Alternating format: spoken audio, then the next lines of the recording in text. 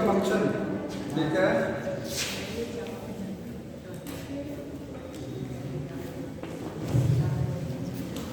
Liquid के लिए इसके पहले भी हम कौन सा बता रहे थे, जिब्रेलिन। इसके बाद साइटोकाइनिन बचा हुआ है, ठीक है।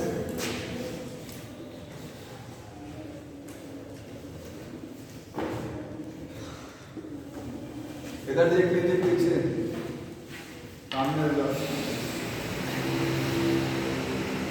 एक मैंने स्टोरी बताया था छोटा सा जिब्रेलिन के लिए, ठीक है। जिब्रेलिन में ठीक है, एक अल्कोहल फैक्ट्री बोलते हैं, उसमें 2 लोग काम करते हैं लेडीज, उनके नाम क्या है, माल्टिंग और मोल्टिंग। तो पहला फंक्शन क्या है, प्रमोट द माल्टिंग प्रोसेस। ये माल्टिंग प्रोसेस को स्टिमुलेट करता है, बढ़ाता है, इंक्रीज करता है। माल्टिंग क्या होता है, शुगर का या कार्बोहाइड्रेट का ब्रेक डाउन होना, ये माल्टिंग है, ठीक है। तो अल्कोहल इंडस्ट्री में आप जो रॉ मटेरियल मिलाते हैं वाइन या बियर बनाने के लिए, जो भी रॉ मटेरियल मिलाया जाता है उसमें क्या होता है, शुगर होता है, ठीक है। तो ब्रीविंग इंडस्ट्री में माल्टिंग प्रोसेस को स्टिमुलेट करता है। दूसरा क्या है, ये बोल्टिंग फिनोमेना को स्टिमुलेट करता है। बोल्टिंग क्या है, बोल्टिंग पता है ना, हाँ, बोल्टिंग होती है ऐसे प्लांट जो रोजेट हैबिट के प्लांट होते हैं जहां पर इंटरनोड क्या होती है, बहुत शॉर्ट होती है। इंटरनोड जो है बहुत क्या है, ये शॉर्ट है। तो फ्लावरिंग के पहले इस इंटरनोड को इलोंगेट कर देते हैं। अगर प्लांट नॉर्मल है उसमें ऐसा कुछ करने की जरूरत ही नहीं है, क्योंकि इंटरनोड ऑलरेडी बड़ी है। लेकिन जिस प्लांट में इंटरनोड छोटी होती है तो फ्लावरिंग कराने के लिए फ्लावरिंग के पहले इंटरनोड को बड़ा करना जरूरी होता है। ऐसा कहाँ होता है, रोजेट हैबिट के पौधों में, फॉर एग्जाम्पल बीट हो गया और कैबेज हो गया। तो जिब्रेलिन इसमें भी यही काम करता है, बोल्टिंग फिनोमेना को इंड्यूस कराएगा। 2 फंक्शन हो गया। तीसरा देखिए, अल्कोहल बनाने के लिए स्टोरी क्या थी कि अल्कोहल इंडस्ट्री है तो अल्कोहल कैसे बनता है, शुगर केन का जो यूज़ किया जाता है नट्स का, ठीक है। शुगर केन जूस हो गया और ओट हो गया, ठीक है। बार्ले हो गया, जौ से बनता है, ठीक है। जितने फ्रूट्स होते हैं, ग्रेप है और एप्पल है, इनके जूस से क्या बनता है, वाइन बनती है और बियर बनता है। तो ये सारी चीज़ें इसमें यूज करनी है। तो अगला चीज देखिए, एप्पल, नाम ध्यान रखना, एप्पल हो गया, ग्रेप्स हो गया, ठीक है। इसके बाद में और क्या है, एप्पल, ग्रेप्स, शुगर केन, ठीक है, शुगर केन। ये तीनों चीजें अल्कोहल इंडस्ट्री में रॉ मटेरियल के रूप में यूज की जाती हैं, तो इनका भी तो प्रोडक्शन ज्यादा होना चाहिए। तो जिब्रेलिन इस पर भी काम करता है, ठीक है। एप्पल में क्या करेगा, फ्रूट के साइज को इंप्रूव करेगा, फ्रूट साइज इंप्रूव करता है, एप्पल को इलोंगेट कर देता है, ठीक है। एप्पल देखते हैं 2 वैरायटी, एक राउंडेड है और एक थोड़ा सा ऐसे लंबाई में आता है, बड़े बड़े, ठीक है, इलोंगेटेड, लंबे होते हैं।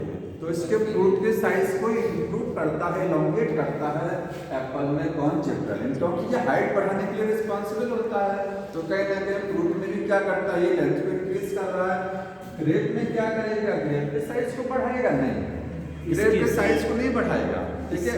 साइज तो ऑलरेडी बढ़ेगा ही, जब फल को बड़ा होने के लिए जगह मिलेगी तो फल तो साइज में इंक्रीज करेगा। तो ये ग्रेप में क्या करता है, जो ग्रेप वाइन होती है, ग्रेप वाइन का मतलब ग्रेप की जो बेल होती है, अंगूर की बेल, ठीक है, उसमें जो एक्सिस होती है, जिस एक्सिस पर क्या लगे होते हैं, ये ग्रेप्स लगे हैं।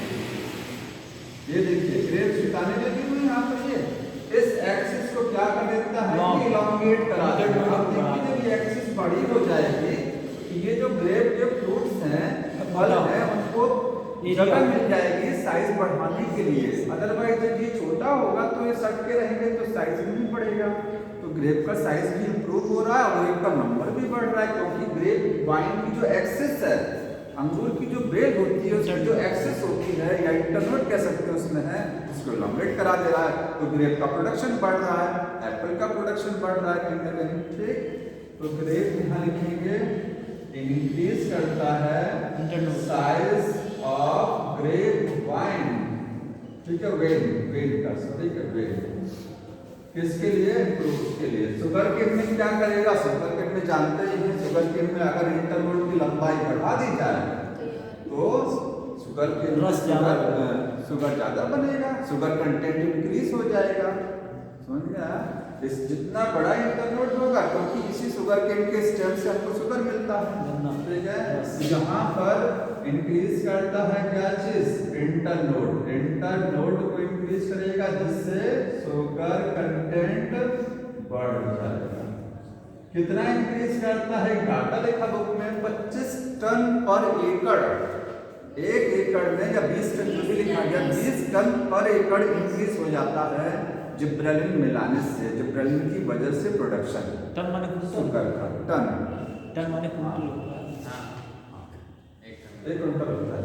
एक टन में दान है, नहीं जानता। एक टन शायद 100 कुंटल। हाँ 100 कुंटल। ये हो गया।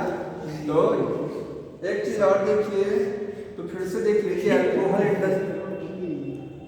इधर अल्कोहल इंडस्ट्री में मैंने बताया माल्टिंग और बोल्टिंग दो फिनोमेना ध्यान रखना है। अल्कोहल बनाने के लिए रॉ मटेरियल ये चाहिए, माइंड में ये सेट रहेगा। तो आप जानेंगे एप्पल में क्या करता है, ग्रेप में क्या है, शुगर केन में क्या है। एक और है, कुछ पौधों में जिब्रेलिन क्या करता है, सीड के फॉर्मेशन को जल्दी जल्दी सीड बनते हैं। जैसे प्लांट में सीड कब बनेगा? जब फूल आएगा। फूल से फल बनेगा और फल से बीज बनते हैं, ठीक है। जो कोनिफर्स पौधे होते हैं, कोनिफर्स का मतलब जिम्नोस्पर्म, जिम्नोस्पर्म में फल नहीं बनता है, जानते होंगे, क्योंकि वो सीड, वहाँ केवल सीड बनते हैं और नेकेड सीड होते हैं ना, अनावृत बीजी पौधे बोले जाते हैं, उनमें फल नहीं बनते हैं। तो कोनिफर्स में क्या करता है, ये जिब्रेलिन सीड के फॉर्मेशन को बढ़ा देता है, ठीक है। मतलब पौधों में हम लोग जानते हैं दो तरीके का ग्रोथ होता है, वेजिटेटिव ग्रोथ और रिप्रोडक्टिव। जब तक फ्लावर नहीं आ रहा है तब तक वेजिटेटिव ग्रोथ होती है, जब फ्लावर आ जाता है रिप्रोडक्टिव ग्रोथ। तो ये क्या करता है, मेच्योरिटी के टाइम को हास्टन कर देता है। ये लाइन लिखी गई है, जिब्रेलिन हास्टन द मेच्योरिटी पीरियड। अगर पौधे को जल्दी मेच्योर कर दिया जाएगा तो जल्दी फ्लावर बनेगा कि नहीं बनेगा? ठीक है। इसमें एक होता है कि मेच्योरिटी पौधे में आ रही है थोड़ा लेट, नॉर्मल टाइम पर आती है। एक आपने जिब्रेलिन स्प्रे कर दिया, जल्दी ही मेच्योर हो गया, मेच्योर हो जाएगा। तो जैसे ह्यूमन जब मेच्योर होता है तो रिप्रोडक्शन स्टार्ट कर देता है, होता है ना। उसी तरीके से प्लांट में फ्लावर और फ्रूट, उसमें फ्लावर फ्रूट तो बनना नहीं है, प्लांट में क्या बनेगा? सीड। तो कोनिफर्स में सीड का प्रोडक्शन बढ़ जाता है, क्योंकि ये मेच्योरिटी पीरियड को क्या कर देता है, हास्टन का मतलब फास्ट कर देता है, जल्दी मेच्योर हो जाएगा। वेजिटेटिव टाइम ड्यूरेशन घट जाएगा, वेजिटेटिव फेज को छोटा कर देगा, ठीक। लाइन को अंडरलाइन कर लीजिएगा जो लिखा हुआ है, स्प्रेइंग ल्यूमिनल कोनिफर। ये कंप्लीट हो गया जिब्रेलिन का फंक्शन। ये लाइन बहुत बुढ़ापे को सेंसेंस देखो लिखा है कोई, delay senescence, delay the senescence. ये फंक्शन आपको कई जगह मिलेगा, इसको आप सब में कॉमन है, लगभग ऑक्सीजन में भी पढ़ेंगे, जिब्रेलिन में भी है, साइटोकाइनिन में भी है और इथिलीन में भी है। एक चीज में नहीं है, एब्सिजिक एसिड में नहीं है। एब्सिजिक एसिड प्रमोट कराता है, बाकी सब में है, कॉमन फंक्शन है, ठीक। अगला कौन सा है, साइटोकाइनेंस। तो साइटोकाइनेंस हार्मोन की डिस्कवरी मैंने बता दिया था, ठीक है, ये सब हो गया था। सर जी, हाँ, कैम्ब्रिज माने क्या होता है? कैम्ब्रिज माने कौन सा फल होता है? क्या चीज? कैम्ब्रिज माने क्या होता है? कैम्ब्रिज नहीं है, वो कोनिफर्स लिखा है। कैबेज माने क्या होता है? कैबेज पत्ता गोभी। बीट माने? हाँ, बीट माने? बीट चुकंदर हो गया, बीट चुकंदर, ठीक है, हो गया ना। इधर देखिए, साइटोकाइनिन का प्रिकर्सर बताइए क्या होता है, किससे बनता है साइटोकाइनिन? हाँ हाँ, प्यूरिन्स, ठीक है, एडेनिन के डेरिवेटिव है, तो प्यूरिन्स इसका प्रिकर्सर हो गया, ठीक। साइटोकाइनिन के बारे में डिस्कवरी हो गया था, बोला था मैंने, इनको काइनेटिन बोलते हैं, और प्लांट से जो साइटोकाइनिन मिलेगा उसको क्या बोलेंगे, जिएटिन, ठीक। साइटोकाइनिन का फंक्शन क्या है, इतना ध्यान रखना है, नई चीज बनाएगा। क्या बनाएगा? नया चीज, ठीक। तो नया क्या बनाएगा? नई सेल बनाएगा, क्योंकि इसका मेन फंक्शन ही होता है सेल डिवीजन को बढ़ाना, ठीक है। पहला फंक्शन क्या हो गया? Promote increase cell division, cell division को बढ़ाएगा। ठीक है, एक चीज और अंडरलाइन करिएगा, साइटोकाइनेट बनता कहाँ है?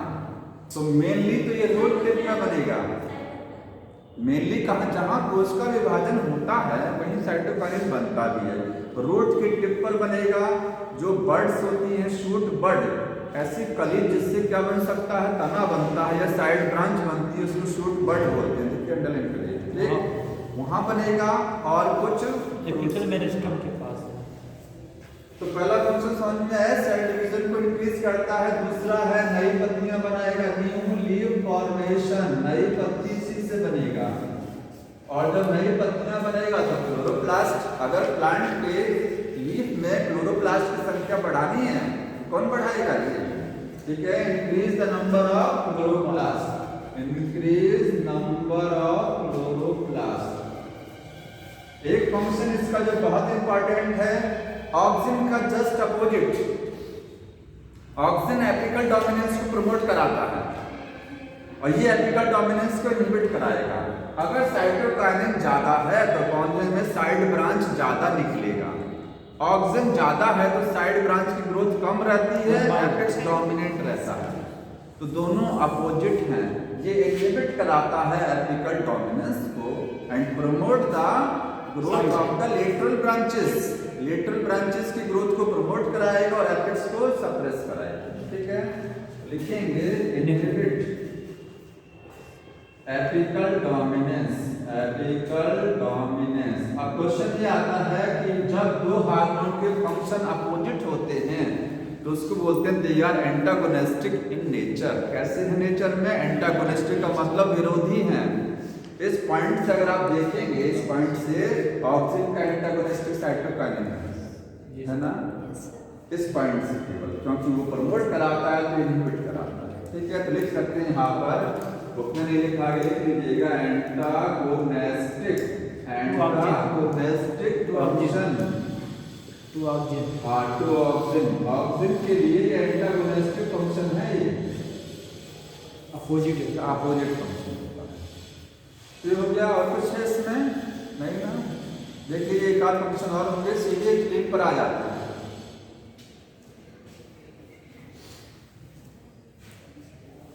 इथिलीन में सबसे चीज एक ध्यान रखना, दो चीजें हैं इथिलीन।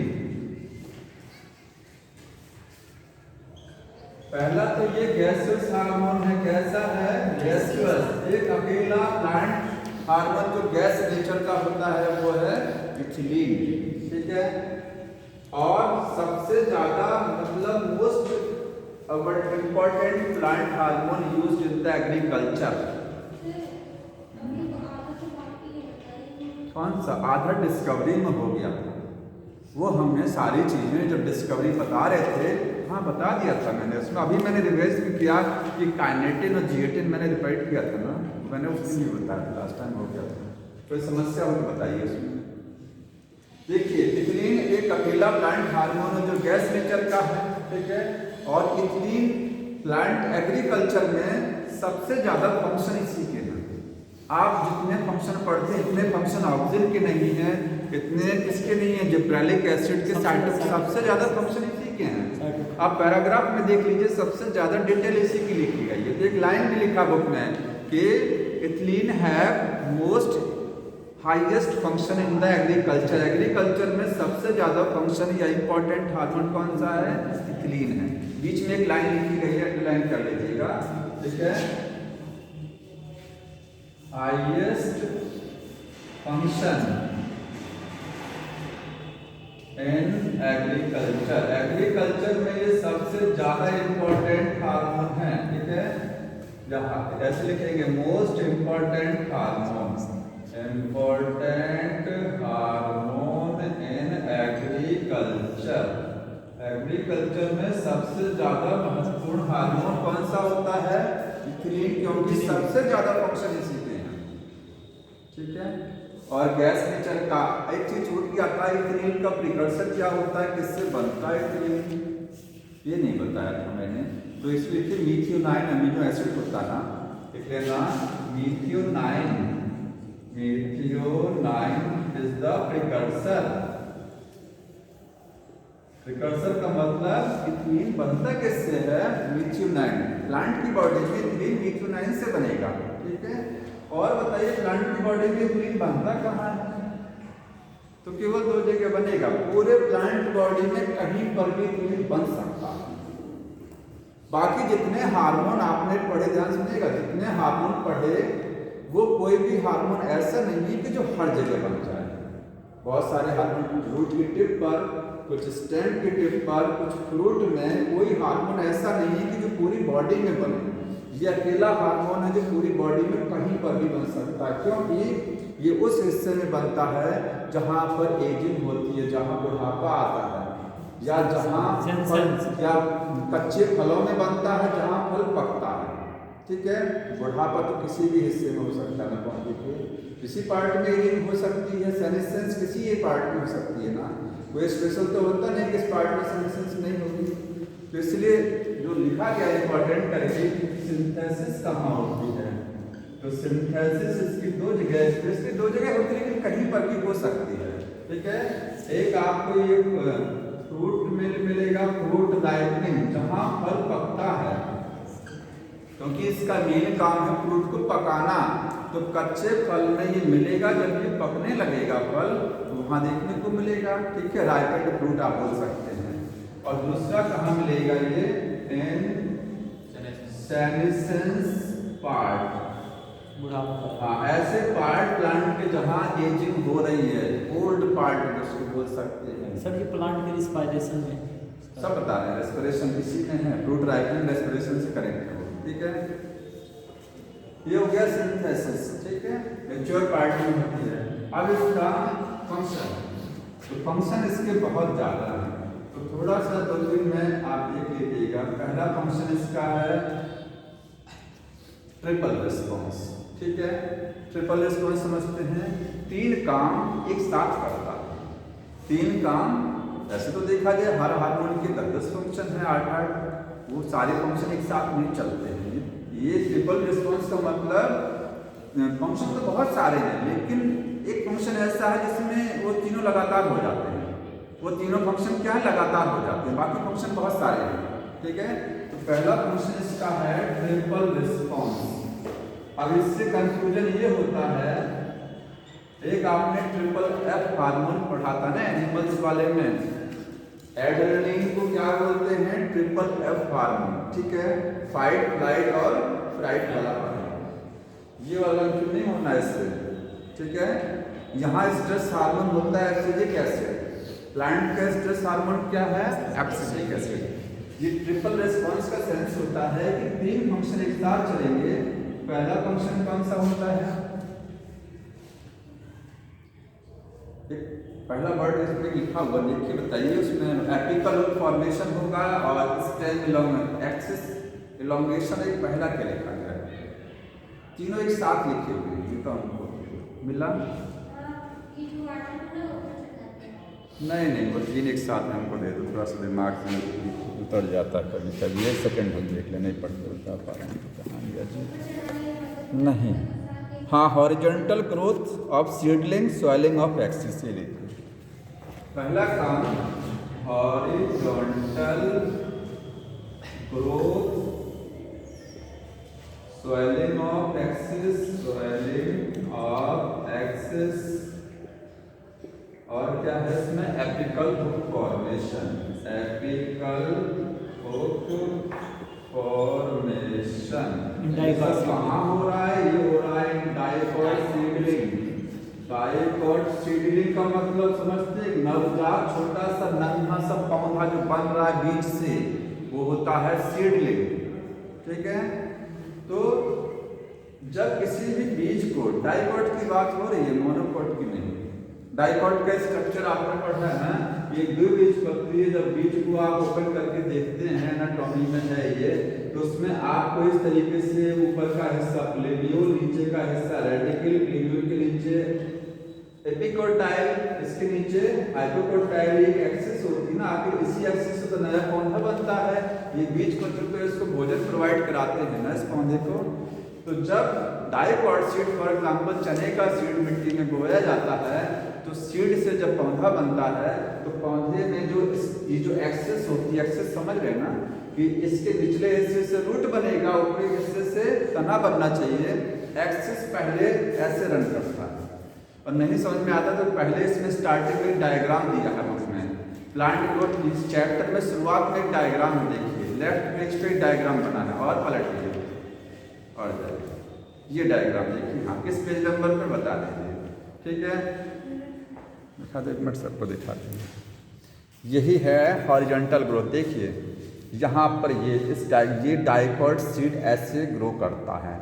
सीड जो होता है यहाँ तो डायरेक्ट बना दिया है, ठीक है, इससे सीधा पौधा बना दिया इसने सीधे स्टैंड करा कर। लेकिन पहले जो सीड होता है, सीड से जब तना निकलता है तो तना पहले हॉरिजॉन्टली रन करता है, जमीन के अंदर ही कर रहा है। हॉरिजॉन्टली कुछ दूरी तक वो ऐसे रन करता है, दौड़ता है। समझ में आ रहा है? तो हॉरिजॉन्टल ग्रोथ समझ में आया। स्वेलिंग ऑफ एक्स से जैसे मान लीजिए ये है बीज पत्र और ये इसकी जड़ हो गई, जड़ तो हमेशा नीचे ही रहेगी।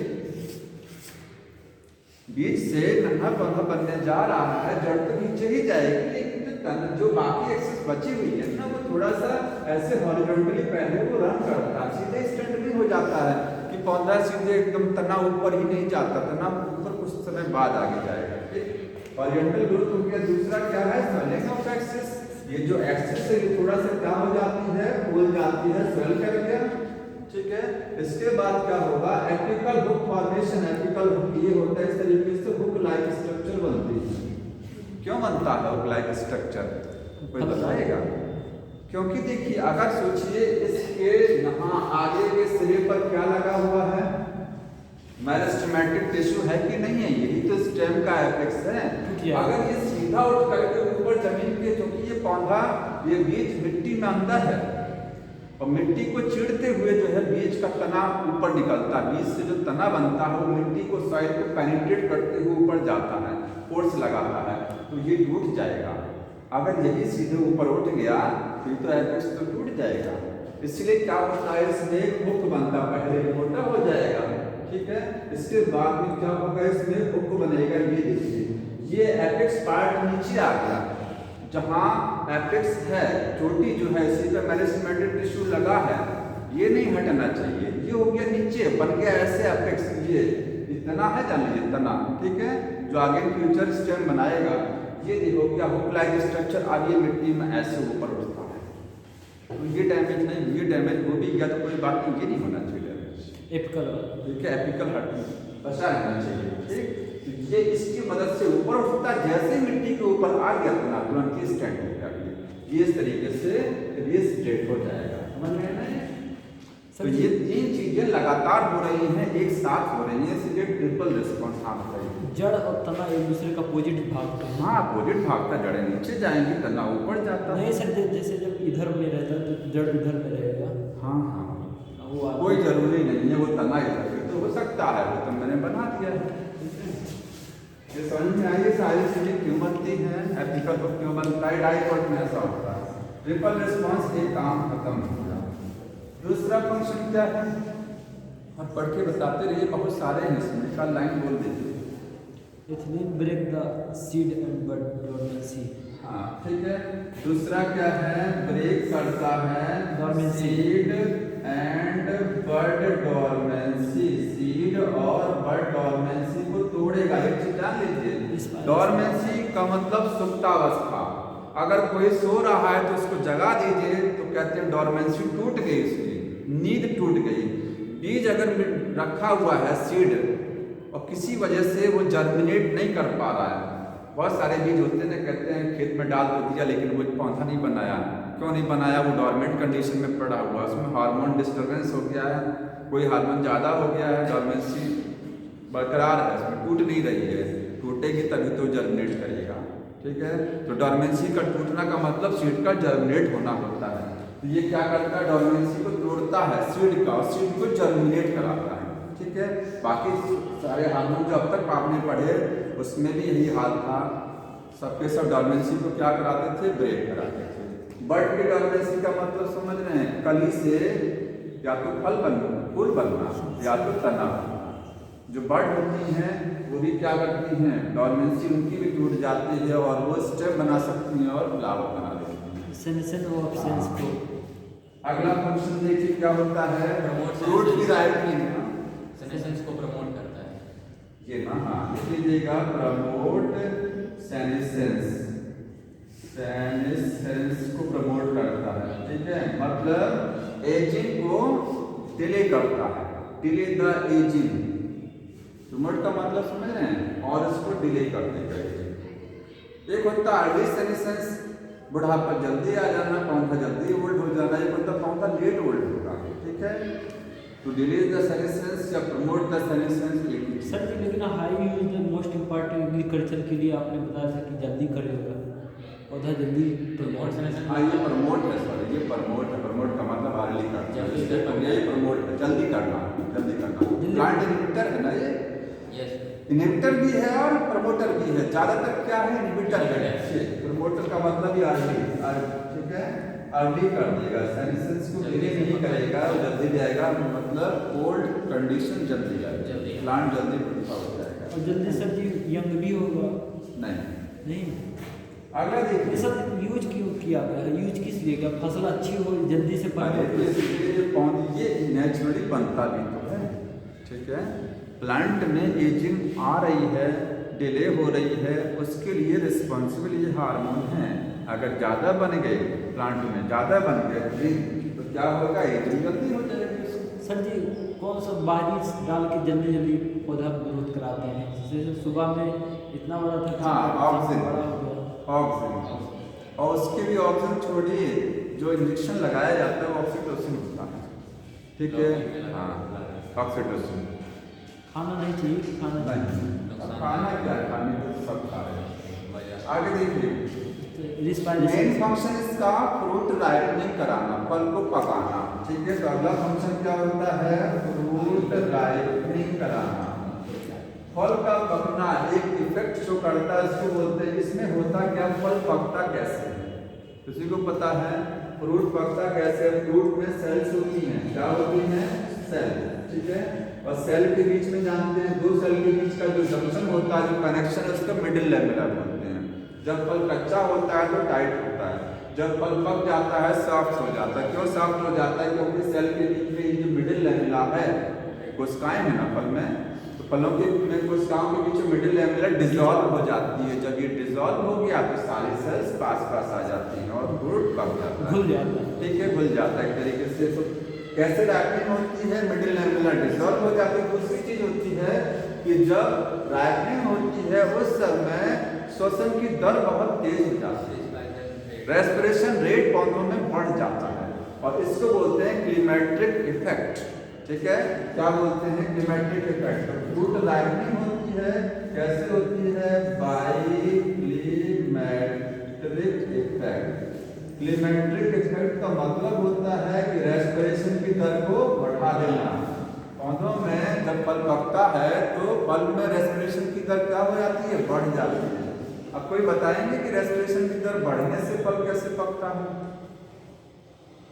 जब फल पकता है उस समय फल में रेस्पिरेशन, क्योंकि पौधे का हर हिस्सा रेस्पिरेशन करता है, चाहे वो जड़, तना, पत्ती, फल कुछ भी हो, सारा भाग श्वसन करता है, ठीक है। तो फल में क्या होता है, श्वसन की दर बढ़ जाती है। बढ़ने से फल ऐसे पकता है क्योंकि रेस्पिरेशन जितना ज़्यादा होगा उतनी ही एटीपी ज़्यादा बनेगी, जितनी एटीपी ज़्यादा बनेगी उतना टेम्परेचर भी तो हाई होगा। तो टेम्परेचर बढ़ता है तो फल पकता है, जानते भी हैं। अगर किसी फल को अखबार में लपेट के रख दिया जाए तो ऑटोमेटिक पक जाता है, क्योंकि वो तापमान बढ़ जाता है उसमें, ठीक है। तो टेम्परेचर बढ़ जाता है क्योंकि रेट ऑफ रेस्पिरेशन जब बढ़ेगा, इतनी यही काम तो करता है, दो काम करता है। एक तो मिडिल लेवलर को डिसॉल्व करा देता है फल पकते समय, और दूसरा रेट ऑफ रेस्पिरेशन को बढ़ा देगा। इसके बढ़ने से टेम्परेचर बढ़ेगा, ज़्यादा एटीपी बनेगा, टेम्परेचर हाई, फल बढ़ जाएगा। समझ में आ रहा है? तो इसी को बोलते हैं क्लीमेट्रिक इफेक्ट। ये इंपॉर्टेंट क्वेश्चन है, आता है, क्लीमेट्रिक इफेक्ट क्या होता है। इतना हो गया यहाँ पर। और देखिए दो चीजें, अभी 4 या 5 फंक्शन और बचे हुए हैं। इनहेंस माने क्या होता है सर? Enhance। हेंस एनहांस माने इंक्रीज करना। आगे देखिए, इथिलीन जो होता है पीनट मूंगफली जो होती है और पोटैटो में क्या करता है? हाँ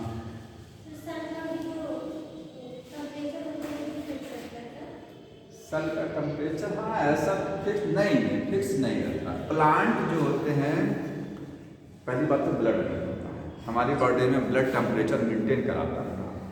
ब्लड आप कहेंगे उसमें भी होता है, क्या नाम है, फ्रॉग में भी होता है, वहाँ टेम्परेचर मेंटेन नहीं होता है, उसका रीजन जो उसमें मिक्स्ड ब्लड फ्लो होता है, एक वेंट्रिकल में पार्टीशन ही नहीं है। जहाँ ब्लड नहीं है वो क्या है, होम्योथर्म्स नहीं है ना, दो तरीके के एनिमल्स होते हैं, होम्योथर्म्स होते हैं और एक्टोथर्म्स और एंडोथर्म। प्लांट क्या देखा जाए, एक्टोथर्म है।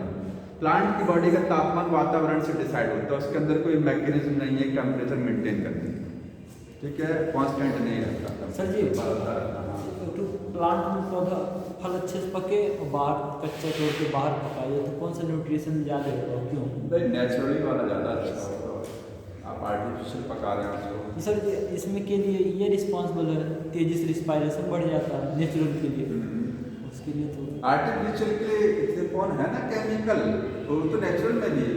देखिए इथेनॉल एक केमिकल लास्ट में लिखा है, एक केमिकल है इथेनॉल। मार्केट में इथीन किस नाम से आता है? इथेनॉल के नाम से आता है, लिक्विड में आता है। फल को पकाने वाले जो केमिकल मार्केट में आता है वो लिक्विड में आता है, गैस में नहीं आता। जानते हैं, कोई बता सकता है कि गैस के रूप में क्यों नहीं दिया जाता वो केमिकल?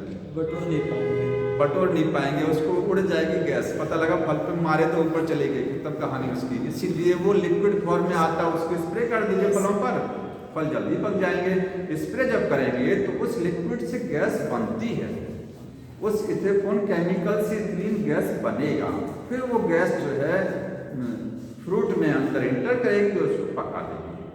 समझ में आ रहा है? इथेनॉल लास्ट में लिखा गया है। तो अगला फंक्शन क्या होता है कि इंक्रीज करता है क्या चीज?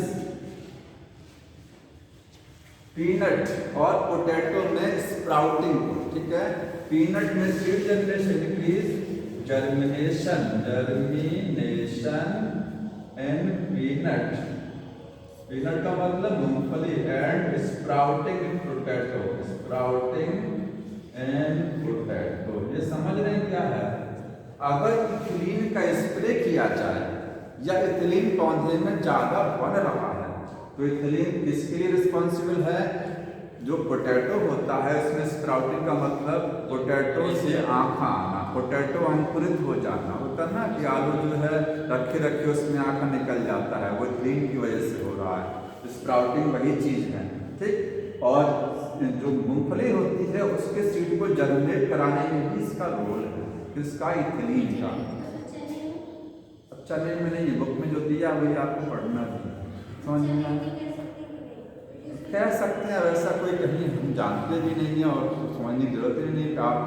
आपको देखिए मतलब क्वेश्चन से कहीं क्वेश्चन मिलेगा, ठीक है, मिलेगा भी नहीं, ये भी कह रहे हैं कि मिलेगा भी नहीं आपको क्वेश्चन कि उसमें क्या करता है।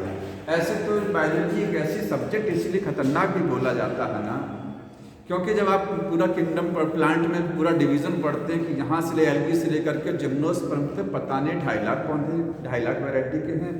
अब किस पौधे में कौन सा प्रोसेस चलता है, बड़ी कठिन चीज है, समझ रहे हैं ना? हाँ, कुछ कह रहे हैं, बताइए।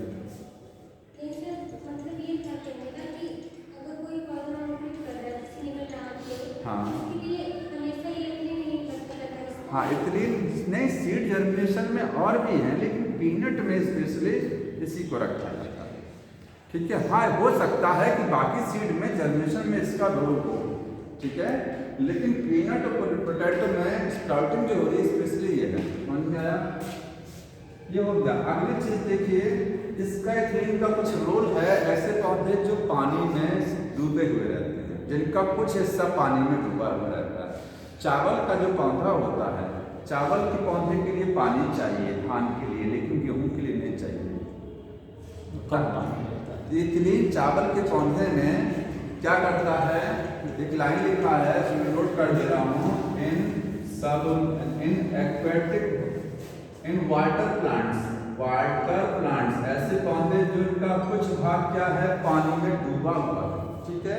वाटर प्लांट्स में फॉर एग्जांपल क्या है, राइस में हो गया, ये क्या करता है, दो काम करेगा। एक तो ये इंटरनोड को इलोंगेट करा देगा, इलोंगेशन।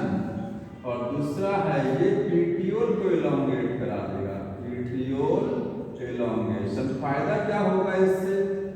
तो फायदा समझ लीजिए क्या होता है, ठीक है। देखिए जब धान के पौधे की रोपाई की जाती है तो होता क्या है ना कि पौधे को पानी में लगाया जाता है डीप करके। तो रीजन क्या है पानी में लगाने का? एक रीजन ये है कि पानी जब पूरा लबालब भर देंगे तो उसमें जो खरपतवार होते हैं जिसको आप वीड बोलते हैं वो नहीं ग्रो करेंगे। इतना पानी भर जाता है खेत में कि उसमें श्वसन की दर जो होती है घट जाती है, तो अनवांटेड पौधे ग्रो नहीं करते, पानी में क्यों ग्रो करेगा, ठीक है। और चूहे वगैरह भी नहीं आते हैं जो आप बोल सकते हैं कि इंसेक्ट वगैरह नुकसान नहीं पहुंचाएंगे उसके पौधे को, किसके? राइस के पौधे को। तो फायदा ये मिल रहा है उसको, ठीक है। लेकिन राइस का के लिए समस्या ये हो जाती है कि उसका काफ़ी हद तक तो कई दिन तक तो उसका तना पानी में डूबा ही हुआ रहता है, सड़ जाएगा, थोड़ा सूखा रहता है, नुकसान भी कर जाएगा। तो उसके लिए क्लीन उसी के लिए काम करता है कि जिन पौधों में आधा भाग तने का पानी में डूबा हुआ या पूरा पौधा पानी में डूबा हुआ है, ठीक है, पानी भर गया है, तो क्लीन क्या करेगा? इंटरनोड को क्या कर देगा? इलोंगेट। जैसे ये देखिए इतना हिस्सा पानी में डूबा है राइस के पौधे का, इतना ऊपर है, ये इंटरनोड देख रहे हैं नहीं है। इस इंटरनोड को जब इलोंगेट करा देगा तो इंटरनोड की लंबाई बढ़ जाएगी, पौधा देखिए ऊपर आ गया जल्दी से, ग्रोथ टाइट होगी। इंटरनोड की छोटी, इंटरनोड को बड़ा कर दिया, पौधे का मैक्सिमम भाग पानी के ऊपर चला गया। दूसरा क्या है? पीटियोल को इलोंगेट करा देता है। पीटियोल का मतलब जो पत्ती पानी में डूबी हुई है उसको पानी से ऊपर कैसे निकाला जाएगा पानी के लेवल से? पीटियोल का मतलब होता है डंठल, स्टॉक का जो लीफ स्टॉक होता है उसको पीटियोल बोलते हैं, ठीक है। इसलिए पीटियोल को इस तरीके से इलोंगेट कराया है, पत्ती बाहर निकलती है, पत्ती ऊपर आ गई, समस्या ही खत्म हो गई। अदरवाइज बहुत दिन तक वो पानी में डूबा रहेगा तो सड़ जाएगा, खराब हो जाएगा। तो ये थिंग ये काम कर देता हूँ। सबमर्ज प्लांट में या वाटर प्लांट में इनका नोड को इलोंगेट करा देगा और पीटियोल को इलोंगेट करा देगा। और क्या फंक्शन? अब इसके बाद क्या लिखा गया होगा? वो लिखा होगा इसमें फोन के बारे में, यही लिखा ना सर जी? हाँ, कमल वाले में जब पानी का स्तर ऊपर बढ़ता है तो ऊपर बढ़ जाता है, फिर जैसे घटता है तो डंठल कमजोर तो टूट जाता है, वहाँ पर इसका कोई रोल है? वहाँ पर भी तो लंबा होता है, इलांगेट होता है पानी में, कुछ होगा हमको नहीं पता, ठीक है, समझे। तो और कोई फंक्शन लिखा है इसका? हाँ, एक चीज और है, root hair formation. Root hair का बनाना, रूट हेयर फॉर्मेशन को क्या करता है? ये इंक्रीज कर देगा, बढ़ा देगा। प्लांट में रूट में जो हेयर्स होते हैं, फायदा क्या मिलेगा?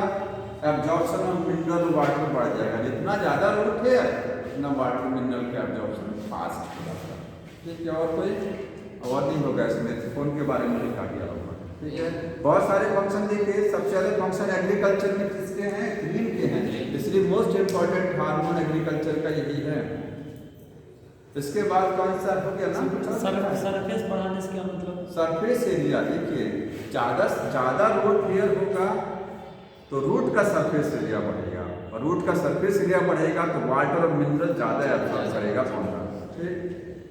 इसके बाद जो लास्ट हार्मोन है वो है पाइनएप्पल का एग्जाम से दिया। हाँ, एक चीज और छूट गया, देखिए बहुत इंपॉर्टेंट छूटा हुआ, जरूर इंपॉर्टेंट लिखिएगा उस पर। इस टॉपिक से वो क्वेश्चन आता है, पाइनएप्पल और मैंगो में सिंक्रोनाइज्ड फ्रूट सेट कंडीशन को इंप्रूव करता है। ये सब क्या है सुन लीजिए ध्यान से। आपने देखा होगा मैंगो में जब बौर आती है ना, कहते हैं बौर आ गया, तो बौर का मतलब फ्लावरिंग हो गई। मैंगो में जब फूल बनता है तत्काल फ्लावर भी जब फूल बनता है तुरंत उससे फल भी बन जाएगा, ज़्यादा इंतजार नहीं करना पड़ता है। देखते हैं ना, बाकी में क्या होता है, फल बनेगा एक काफ़ी ज़्यादा समय बाद, उससे फल से क्या फूल से फल बनेगा। मैंगो में छोटा छोटा फूल आएगा तुरंत वो फल में कन्वर्ट हो जाता है। इसी को बोलते हैं सिंक्रोनाइज्ड, मतलब साथ साथ। एक्चुअली दोनों साथ साथ तो नहीं होते, एक के बाद एक होता, पहले फूल तब फल, लेकिन साथ साथ इसलिए बोला जाता है क्योंकि वो गैप कम होता है, लगातार हो जाता है। बहुत जल्दी। तो सिंक्रोनाइज लिख लीजिएगा हिंदी में, साथ साथ होता है इसका मतलब, ठीक है, लगातार। फ्रूट सेट, फ्रूट सेट का अगर आप मीनिंग खोजेंगे तो इसका मतलब होता है फूल से फल बनना।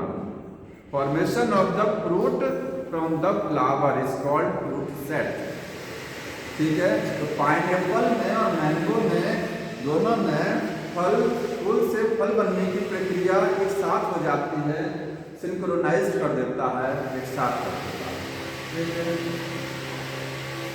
फायदा क्या मिलेगा इसका? कुछ फायदा मिलेगा। फायदा ये मिलेगा कि सारे फल जितने फ्लावर बने एक साथ सब फ्रूट में कन्वर्ट हो गए और एक साथ हमको फल मिल जाएंगे। एक साथ हमको फल जल्दी भी मिलेगा, ज़्यादा फल मिलेगा ना।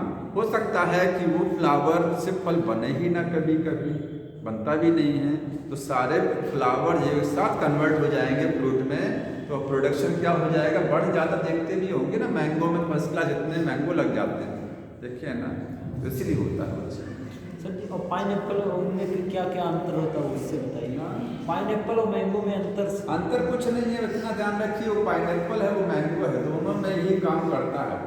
पाइनएप्पल एक कंपोजिट फ्रूट है, मैंगो एक सिंपल फ्रूट है। कंपोजिट जानते हैं क्या होता है? कि जैसे जो कई छोटे छोटे फूलों के मिलने से बनता है। पाइनएप्पल में एक सिंपल फ्रूट नहीं है, वो बहुत सारे फूलों के मिलने से पाइनएप्पल बनता है, कंपोजिट है। समझ में आ रहा है? तो ये हो गया। लास्ट का हार्मोन कौन सा है?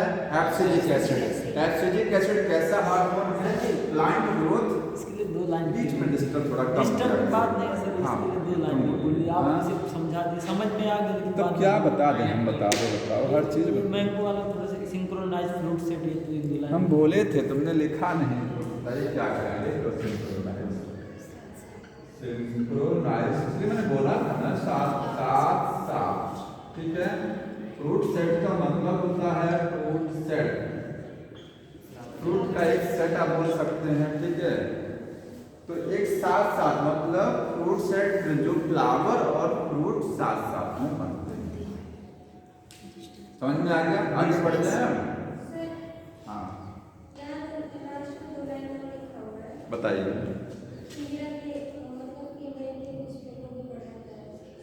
क्या कह रहे हैं? बताइए, जोर से बोलिए, हमको बुक दिखा दीजिए क्या कह रहे हैं। हाँ बताइए क्या कह रहे हैं। ये लास्ट में फ़ोन लिखा गया ना, मैंने छोड़ा, हमने बता दिया। फ़ोन इज द एक्वस, यही पूछ रहे हैं ना? हाँ, लास्ट की दो लाइन है, 1 मिनट की है। अच्छा, ethephon hasten the fruit ripening in the tomato, यही वाली लाइन ना, यही लाइन ना, कोई बात नहीं। हैस्टन का मतलब लिख लीजिएगा फास्ट करना, तेज करना, ठीक है, स्पीड कर देना उसको। हैस्टन मीन्स फास्ट करना किसी चीज़ को। इथेफोन क्या है? फल को पकाता है। तो जब आपने इथेफोन को स्प्रे कर दिया, किस पर? टोमेटो पर स्प्रे कर दिया, और किस पर? कॉटन पर, ठीक है, सॉरी, टोमेटो और एप्पल पर। तो ये क्या करेगा? टोमेटो और एप्पल के फल को जल्दी पका देगा। बुक ने तो 2 लिखा, तो ऐसा क्या है कि और फल नहीं पकेगा क्या? सब पकेगा। ये 2 लिखा तो है, लेकिन सारे फलों को पकाएगा ना, ठीक है। एग्जाम्पल लिखा है उसने। दूसरा क्या काम करेगा? ये accelerate the oxygen in the flower and fruit. ये अभी आपने बोला ना कि सेनेसेंस को बढ़ाता है, सॉरी प्रमोट कराता है। अगर इथिलीन ज़्यादा बन रहा है तो पौधे में एजिंग जल्दी हो जाएगी, जल्दी ओल्ड हो जाएगा पौधा, ठीक, मतलब पत्तियाँ जल्दी गिर जाएंगी। अगर किसी पौधे में पत्ती जल्दी गिर रही है, इसका मतलब ऑक्सीजन लेयर जल्दी बन गई। ऑक्सीजन लेयर समझ नहीं क्या होता है?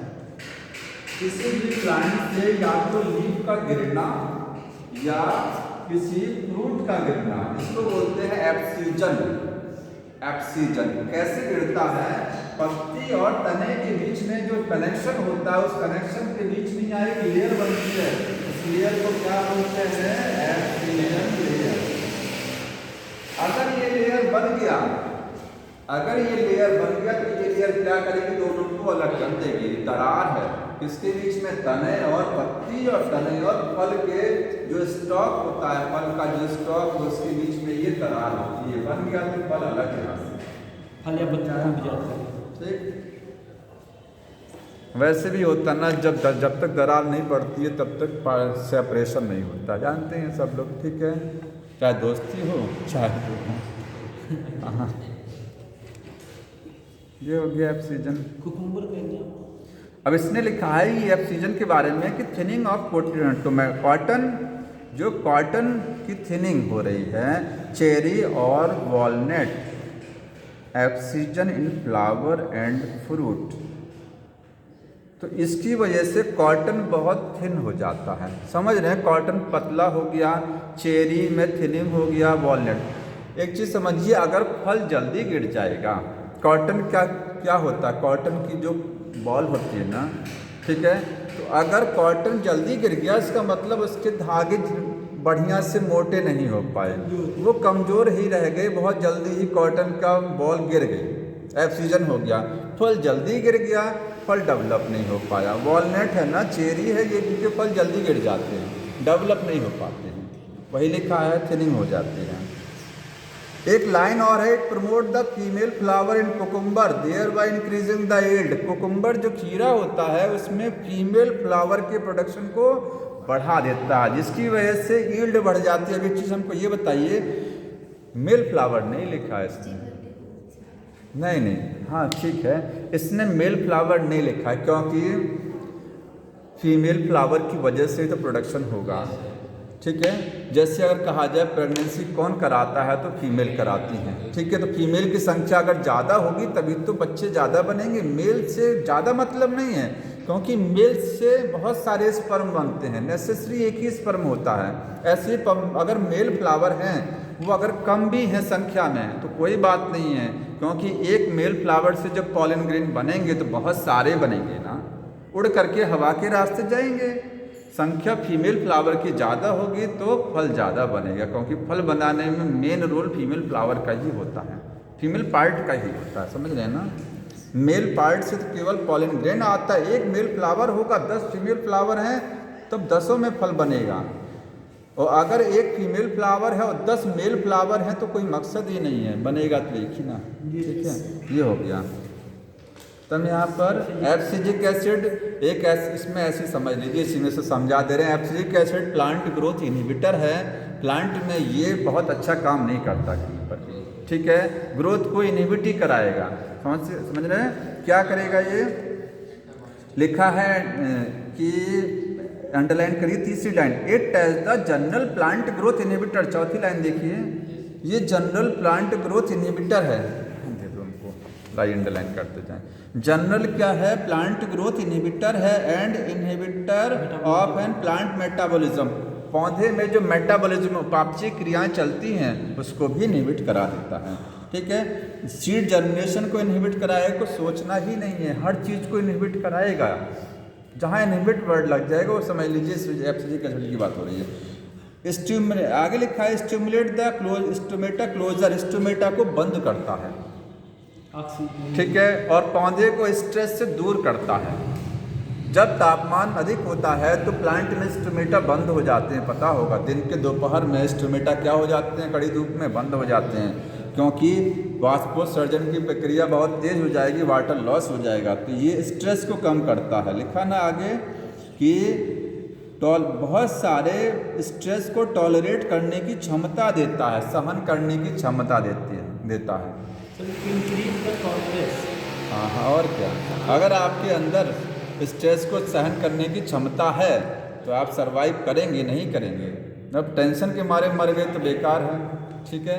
तो स्ट्रेस को सरवाइव पौधा कैसे करता है, अगर टेम्परेचर बहुत ज़्यादा हो गया, प्लांट ने स्टोमेटा बंद कर लिया, बच गया। कुछ पौधे क्या करते हैं, एवोल्यूशन के दौरान देखते हैं कि लीफ को स्पाइन में चेंज कर ले जाते हैं, कांटे बना देते हैं, वो भी तो एक प्रक्रिया होती है, ठीक है। रेगिस्तान वाला, हाँ, रेगिस्तान वाला। स्ट्रेस हार्मोन बोलते हैं, अंडरलाइन कर लीजिएगा इसको। आगे इम्पॉर्टेंट रोल है इसका सीड डेवलपमेंट में डोरमेंसी। ये डोरमेंसी को घटाएगा कि बढ़ाएगा, ये बताइए। बढ़ाएगा, ठीक है, घटाएगा नहीं है, सीड जनरेट नहीं कराता ये कभी। आगे है इंड्यूस्ड डोरमेंसी, और एक लाइन सबसे लास्ट की लाइन को बॉक्स बना लीजिएगा, antagonistic to the gibberellic acid. अगर आप देखेंगे ज़्यादातर काम एब्सिजिक एसिड के किसके अपोजिट में है, जिब्रेलिक एसिड, जिब्रेलिक एसिड जो काम करता है एब्सिसिक एसिड उसको पलट देता है, उल्टा काम करता है, ठीक है। वो सीड जर्मिनेशन को बढ़ा रहा तो ये घटा रहा है। लीफ सेनेसेंस को वो क्या कर रहा है, डिले कर रहा है, ठीक है, जिसको अर्ली कर दे रहा है। ये एब्सिजन लेयर को फॉर्मेशन को बढ़ा देगा।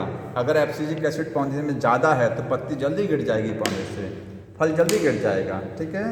जस्ट उल्टा काम करता है, इसलिए एंटागोनिस्टिक। ये क्वेश्चन बहुत बार आया है कि abscisic acid is the antagonistic to the gibberellic acid, लेकिन अगर जितने काम इसके जिब्रेलिक एसिड के हैं वो सारे काम उल्टे नहीं, ये भी जानिए। Most of the function opposite हैं बस, ठीक है, मोस्टली अपोजिट फंक्शन में है। इसके बाद नई बुक में ये भी दिया है कि इसी को यहीं ख़त्म कर दें कि इसको भी समझाना है हमको। ये वाला पैराग्राफ बताइए, ये वाला दिया है ना आगे बी में समराइज, मतलब ये वाला पैराग्राफ समझाना है ना, कोई बात नहीं है। हाँ ठीक है, समझा रहे हैं। अब इस पैराग्राफ को यहीं से समझ लीजिए। हाँ कोई बात नहीं, समझा रहा हूँ। बोल रहा है एब्सिसिक एसिड प्लांट को विदस्टैंड का मतलब उसको स्टैंड रहने की क्षमता देता है, ठीक है, सहन करने की। विदस्टैंड का मतलब होता है सहन करना, ठीक है, टॉलरेट करना। अनफेवरेबल कंडीशन को सहन करने की क्षमता कौन देता है, एब्सिसिक एसिड देता है। अनफेवरेबल। आगे देखिए एक चीज और इसमें लिखा गया है कि अगर दो हार्मोन के फंक्शन समान हैं तो इसको बोलते हैं क्या चीज,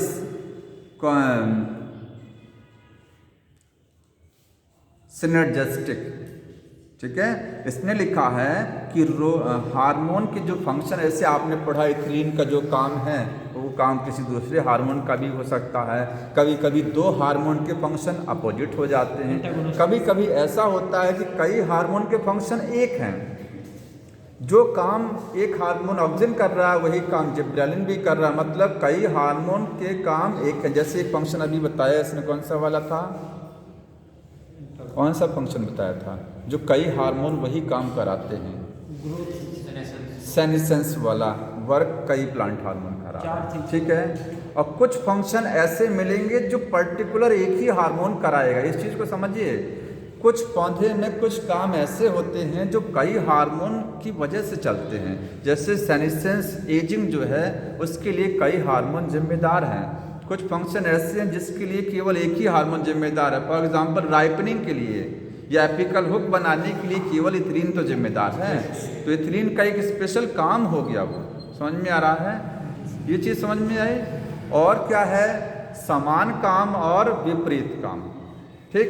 तो इसने दो लाइन लिखा है, कॉम्प्लीमेंट्री। अगर फंक्शन बोल रहे हैं तो कॉम्प्लीमेंट्री का मतलब विरोधी होता है, अपोजिट फंक्शन। इसी को आप एंटागोनिस्टिक भी बोलते हैं ना। कैपिटल टी एलील है तो इसका अपोजिट एलील स्मॉल टी होता है। कॉम्प्लीमेंट्री है कि नहीं है, होता है ना। इसी तरीके से एंटागोनिस्टिक और कॉम्प्लीमेंट्री एक ही चीज़ होती है। जिब्रेलिक एसिड एंटागोनिस्टिक किसके है, एब्सिसिक एसिड आप बोल सकते हैं कॉम्प्लीमेंट्री भी है, ठीक है। और सिनर्जिस्टिक और इंडिविजुअलिस्टिक क्या होता है, जब दो सेम होता है, ठीक है। इंडिविजुअल का मतलब तो अकेला वाला काम, इथिलीन वाला। इसके बाद देखिए बस लास्ट लाइन समराइज कर रहे हैं कि प्लांट में जो ग्रोथ होती है उसके लिए रिस्पॉन्सिबल कौन होता है, हार्मोन होता है और जीन होती है। जैसा जीन उतना ही बढ़िया प्लांट बनेगा। हार्मोन ज़्यादा अच्छे से बन रहे हैं, प्लांट में ग्रोथ अच्छी, लेकिन लाख हार्मोन अच्छा बने, अगर वातावरण की कंडीशन अच्छी नहीं है तो प्लांट में ग्रोथ नहीं होगी। तो इंट्रिंसिक फैक्टर समझ में आया, दो होता है, कौन सा, जीन और प्लांट हार्मोन। पौधे के अंदर के फैक्टर हैं ये वातावरण के साथ, वातावरण के जो फैक्टर हैं मतलब टेम्परेचर हो गया, वाटर कंडीशन और ऑक्सीजन रिक्वायरमेंट, ये बाहर के जो वातावरण के फैक्टर हैं वो भी प्लांट को अफेक्ट करते हैं। इंट्रिंसिक के साथ एक्सट्रिंसिक भी अच्छा होना चाहिए, ठीक है। कुछ लिखा गया इसमें, जैसे इस लाइन को जरूर अंडरलाइन करिएगा, यहाँ लिखा गया, ये देख रहे हैं सब लोग ना, इधर देख लीजिए, लिखा है some of the such event, for example vernalisation, flowering, dormancy, seed germination, plant movement. Vernalisation क्या है, सिलेबस से हट गया है, वर्ण आगे देख लीजिए बेटा, तुम पीछे बार बार क्यों देख रही हो? इधर देखिए, फर्टिलाइजेशन सिलेबस से हट गया है। जी सर। वर्नलाइजेशन कुछ नहीं है, लो टेम्परेचर ट्रीटमेंट देना before the flowering is called vernalization. गेहूँ की खेती हो रही है ना, अगर ये ठंडक नहीं पड़ेगी तो कहते हैं ना कि वो पैदावार खत्म हो जाएगी, इसलिए है। क्यों नहीं होगा? क्योंकि लो टेम्परेचर चाहिए फ्लावर बनाने के पहले। प्लांट को, कुछ प्लांट को लो टेम्परेचर चाहिए होता है, दाना नहीं बनेगा। दाना नहीं बनता, इसीलिए को बोलते हैं वर्नलाइजेशन। जी सर। इसी का सब्स्टिट्यूट होता है इथिलीन। अगर इथिलीन ज़्यादा है तो वर्नलाइजेशन